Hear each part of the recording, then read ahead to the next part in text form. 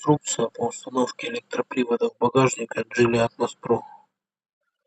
Ставьте на паузу, кому интересен какой момент.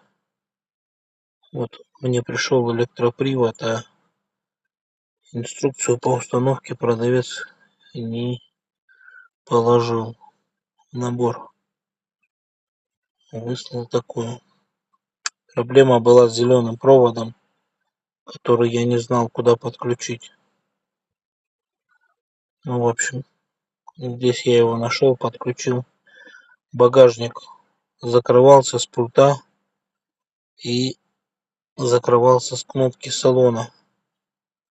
После подключения зеленого провода, вот этого, он стал и открываться с пульта.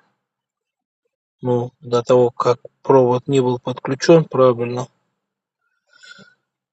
он не открывался, багажник с пульта, из салона.